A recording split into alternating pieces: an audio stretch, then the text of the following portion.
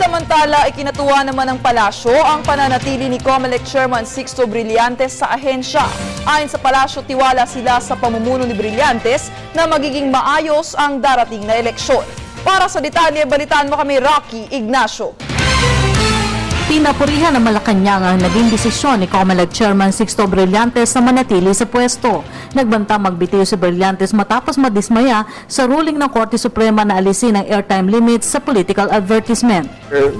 We certainly commend Chairman Brillantes in putting the country's interests ahead and ensuring that he will oversee the elections this 2013. Nauna nang sinabi ni Communications Secretary Sunny Coloma na ang desisyon na ito ni Brillantes ay magbibigay kapanatagan sa komisyon na gawin ang kanilang mandato. Kasunod dito, umaasa ang palasyo na maayos na magagampanan ng COMELEC ang pagkakaroon ng malinis at may na halalan sa Mayo.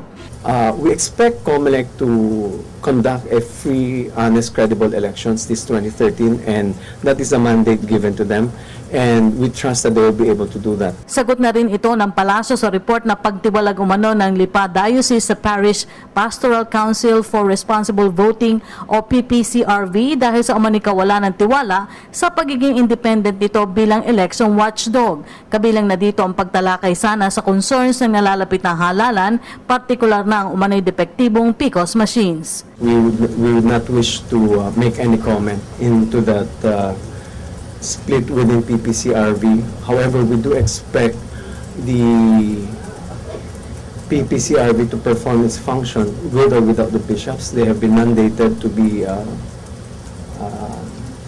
to look for, to monitor the elections, and so we expect them to perform their duties. Para sa Telebisyon ng Bayan, Rocky